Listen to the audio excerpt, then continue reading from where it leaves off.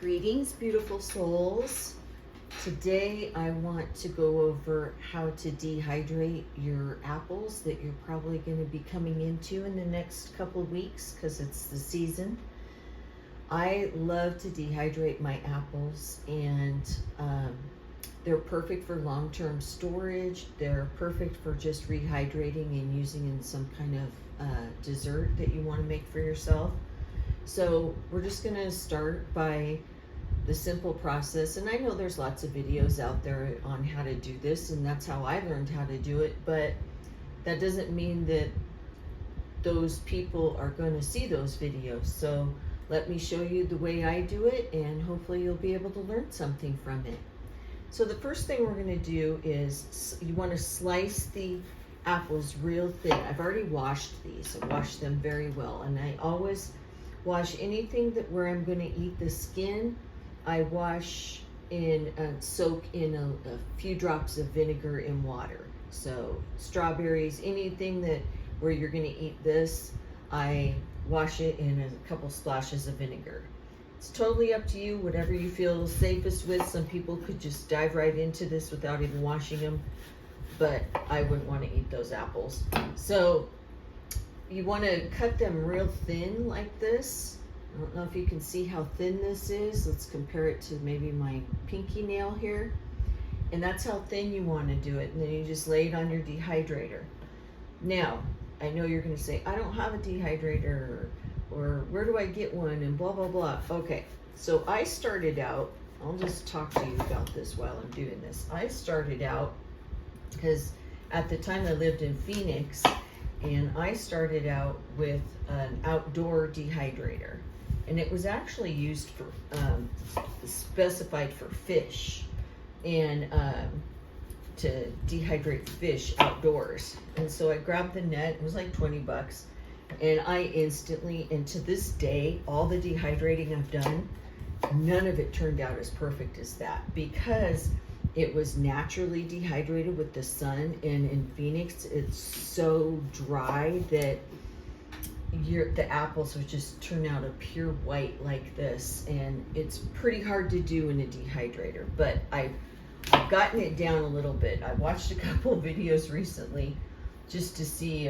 if people were doing it the same way I was after all this time, and frankly, I think that they do it too high, and I don't want burnt apples. I don't want my apples cooked. I want them dehydrated. So I'm willing to spend a few more hours letting that happen in the dehydrator rather than rushing through it. And to me, it's always better to have less heat and more time than too much heat and less time. I'm in no hurry for perfection. So I keep the cores. You can see this core here. I keep it. I'm going to put it in there, and I'm going to make some apple scrap vinegar out of it. And I use my vinegars for, well, some people use it for their hair. I haven't gotten to that point yet. But I use the vinegars for when I'm canning. You need to put some vinegar in your pot so you don't get like a foggy film on your glass jars. And it only takes one time to realize when you didn't put the vinegar in that you never miss that step because it kind of ruins your jars. So I'm going to make some apple scrap vinegar with that, and I can show you that as well. Okay, and to get back to the subject of the dehydrator, you'll see this dehydrator I have here on the table. So I found this at a garage sale, or excuse me, not a garage sale, a thrift store. What is it? The price is on here. Let me check. $15. And here I put, like, if something works out really well, I put it with a Sharpie right on top so I know. And on my other one, I had it on the inside of my, because once you find a good perfection with that specific machine, you want to kind of stay with it. So I found that for $15. It's very old, and I am telling you, it is good quality. And I mean, I pretty much run my dehydrator, I want to say 24/7, but this screen that I'm putting them on is kind of brown. That's what I use for my my cinnamon apples. I did a batch, and so I just leave that on because I'm doing another batch. So I sprinkle mine with cinnamon, and sometimes I'll put them in a bowl and coat them, and then put the cinnamon, and then put them on the tray. But here I'm just putting them on. I'm just going to sprinkle them with a little bit of cinnamon. You don't have to do this. I have lots of apples that don't have cinnamon, but I find that most things that I eat with apples, whether it be apples in my oatmeal or like an apple crisp or whatever, it always has cinnamon anyway, so might as well just put it on. Plus they're delicious snacks. So anyway, so I've got one tray here, and then I'm gonna go sprinkle it with cinnamon. I'm gonna put it on here, and then I'm gonna grab another one, and we're gonna get fully loaded here. And I try not to run my dehydrator empty. I like to have it completely full just because of the electricity that it uses, and it's just better use of it's kind of like when you're canning. You don't want to just can one jar, you want to do a full batch. So anyway, I will come back to you when I've got this all ready to go, and we will see the rest of the process. So, there's probably going to be a lot of people you're going to come across in the next month or so that say, oh, I've got so many apples, do you want to take them? And your first response is, oh, I can't eat that many apples. Well, there's so many ways to preserve fresh produce when you get it, and it's kind of like just having a different type of awareness of around you. Like a lot of people will say, oh, everybody loves zucchini except the growers because they always get so much. Well, the thing about that is something has been beautifully cultivated, and all that time and energy that was created this fresh produce that we have, it's kind of like having an almond respect for the food itself. Like, especially I'm that way with any kind of fruit trees and berries and stuff like that, because it has taken so long for the process for that tree to become to the point where it can bear fruit like that. It's so fresh.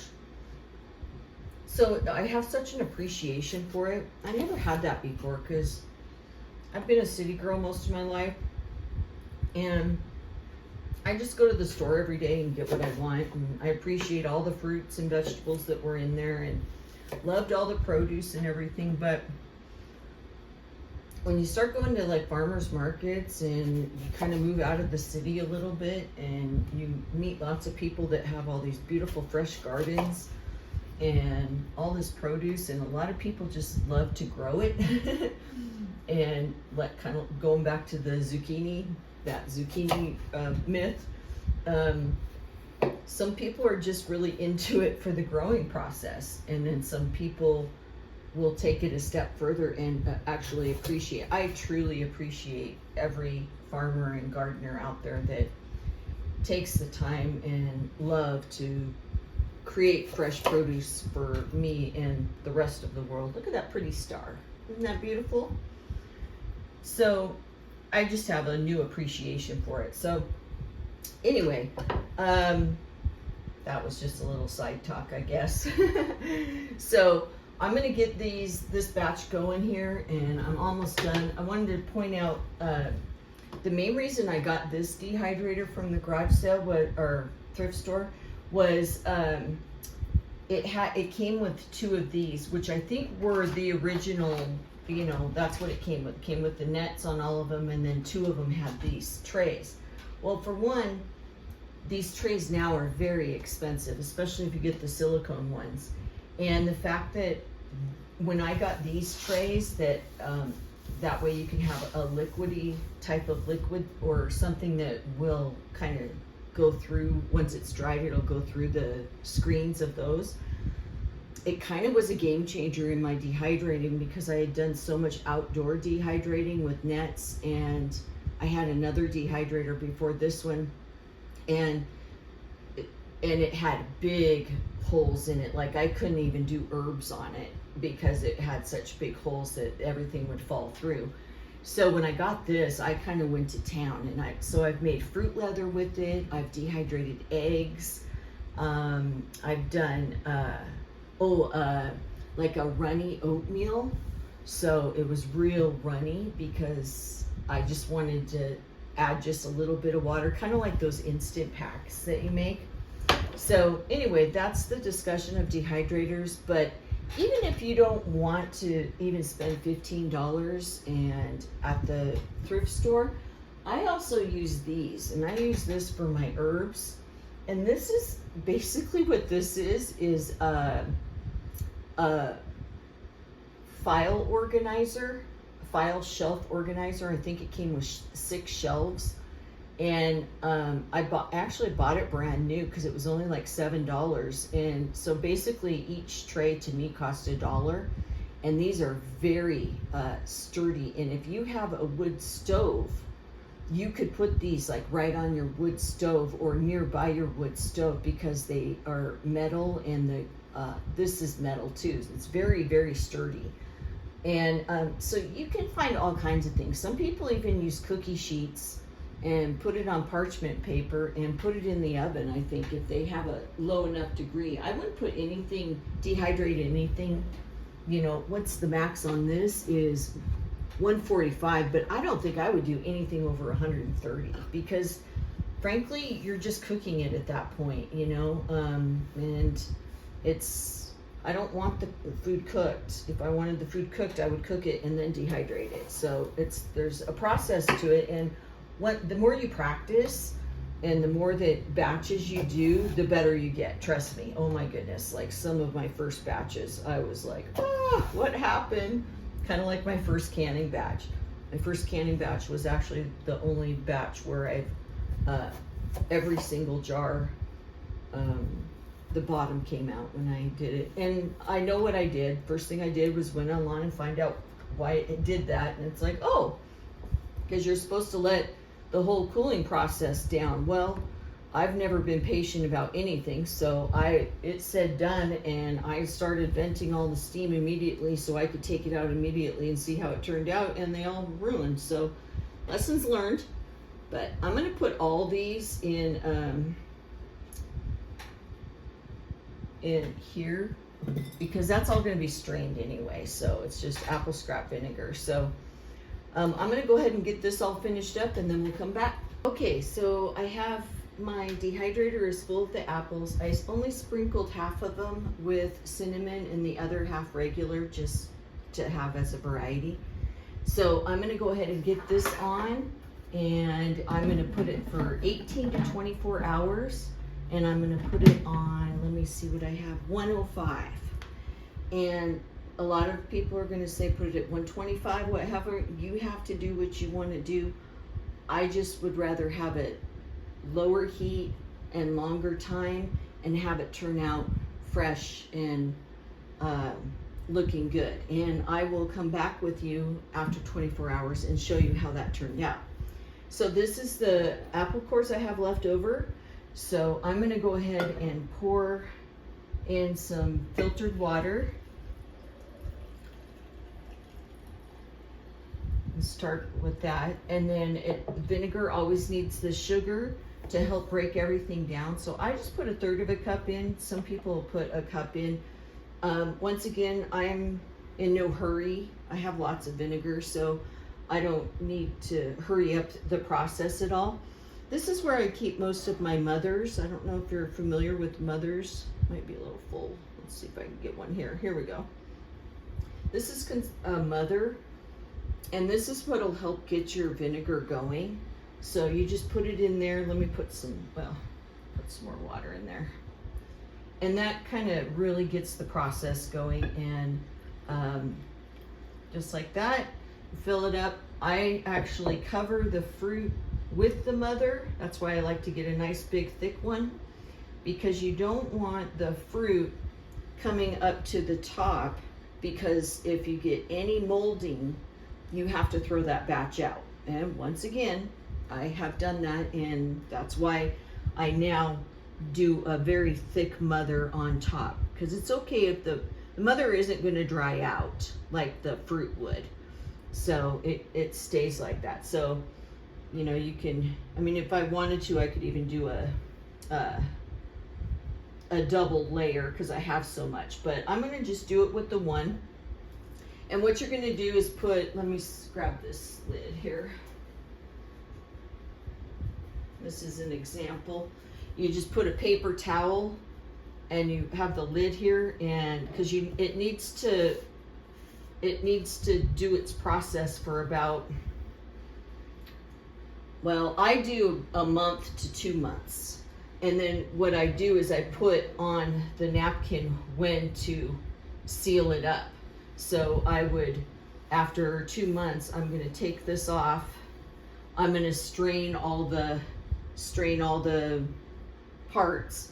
Keep the mother. I'll take the mother out, strain all the parts or pieces, and then that will be my vinegar that I can now put in back in the jar and put the lid back on top for 4 to 6 months, and then you can put it in a sealed container. So during mango and pineapple season, I made a lot of vinegar, and I ended up mixing it together because those are two flavors that are really good. So if I wanted to make a salad dressing, or if I wanted to like use it in like some kind of salsa or something like that, I could do that. So that's the process. I'm going to put a little note on here that in 2 months, whatever that is, I'll put a little note on the date, and that tells me that I need to take this off and strain everything and seal it up.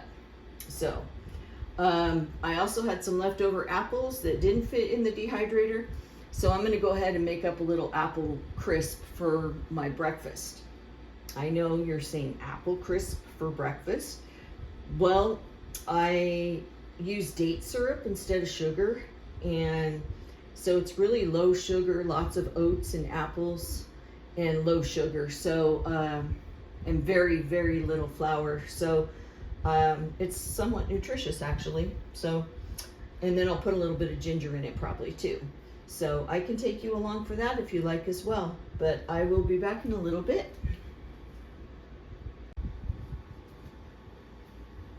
Okay, so I just whipped up the apple crisp, and I don't really have a recipe for it. I'm actually a horrible baker, but I have 3 things that I do pretty well, 3 or 4 things.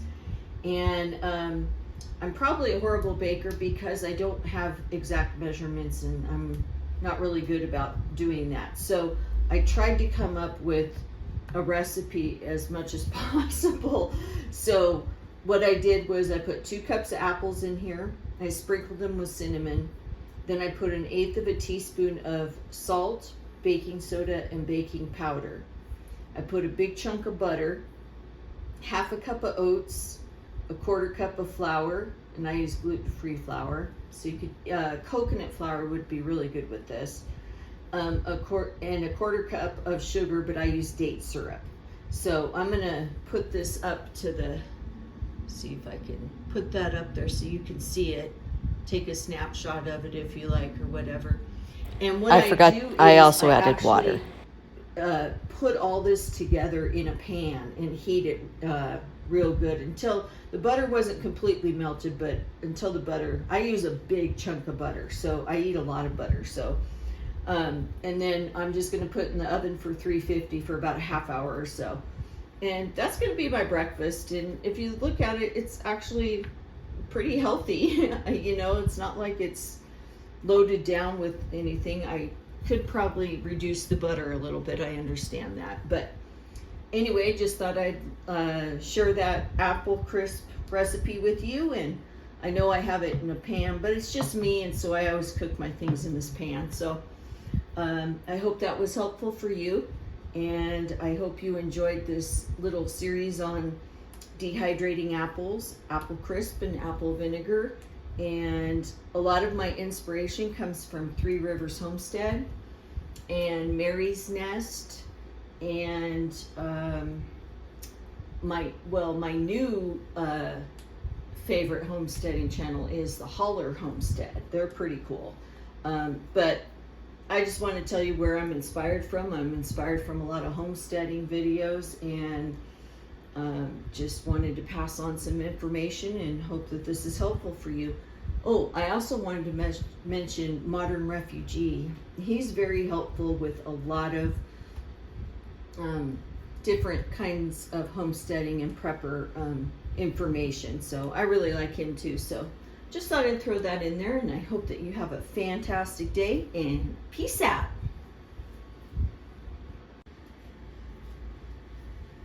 Okay, I wanted to show you how some of them turned out. They've got the cinnamon on them, if you can hear them. See how you can hear them like that? That's a good sign. A lot of people will, they want to hear a very crisp. I actually prefer my apples just a bit chewy. And you can do whatever works for you. However, you have to feel what's comfortable for you. I feel very comfortable vacuum sealing these and opening these up 20 years later. No problem. If they were really, really chewy, I would be a little concerned, but I feel very comfortable with this. So I just wanted to give you an update on that, and hope that you'll invest a few bucks in a used dehydrator and at least get your journey started on preserving your own nutritious, healthy food for yourself. The more that we have things like this, the more self-reliant we can become, and especially in an emergency situation where we won't have to need to depend on anybody for our resources, our food and our water. And if you can just have some food put away, it's also good for outdoors and camping. You might know I do a lot of camping, so I like to have these kind of foods on hand for traveling, and I just think it's a great idea, and I hope that this has helped you and or inspired you to start your own dehydrating project. Apples are a great way to start. I was going to mention a lot of people won't dehydrate with the skin on them because it takes longer. But like I said, I'm in no hurry. So I'd rather have everything that I want. There's loads of fiber and nutrients in the skins. So I don't want to get rid of, I want as much nutrition as possible within. I love nutrient dense foods. So that's what I want. I want to put as much nutrients in my body as possible. It's not about volume, it's about quality. So that's going to end this video, and I hope that everything was beneficial to you, and thank you so much for joining me.